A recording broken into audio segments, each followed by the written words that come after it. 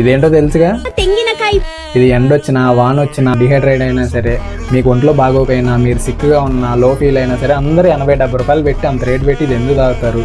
And దీన్ని 5 రూపాయలు పెట్టి ఎందుకు తాగరు? దీనివల్ల వచ్చే యూజెస్ మీ బాడీలో ఏం ఎఫెక్ట్ అయ్యింది అండ్ దీనివల్ల వచ్చే యూజెస్ ఈ వీడియోలో చెప్తా. ఈ రీల్ ఎవరు షేర్ చేయాలో వాళ్ళు షేర్ చేసి మన అకౌంట్ని అయితే ఫాలో కొట్టి ఈ రీల్కి లైక్ కొట్టండి. దీనివల్ల మినరల్స్ వస్తాయి అన్నమాట. ఏంటంటే పొటాషియం, సోడియం అండ్ మెగ్నీషియం.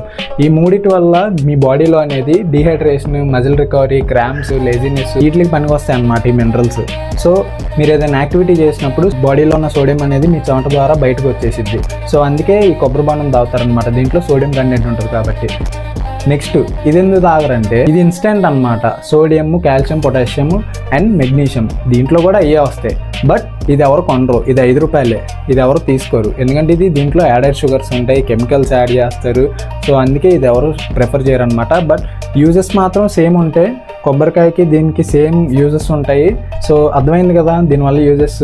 దీనిలోని మినరల్స్ వస్తాయి, దీనిలో కూడా మినరల్స్ ఉంటాయి. వీళ్ళందరూ ORS కొంటారు 35-40 రూపీస్ పెట్టి. దాంట్లో చాలా యాడెడ్ షుగర్స్ అనేవి ఉంటాయి అనమాట. అది చూసుకొని జాగ్రత్తగా కొనుక్కోండి. మాక్సిమం ఇదే తీసుకోవడానికి ట్రై చేయండి. దీనివల్ల మీకు చాలా హెల్త్ బెనిఫిట్స్ అయితే ఉన్నాయి మీ బాడీలో.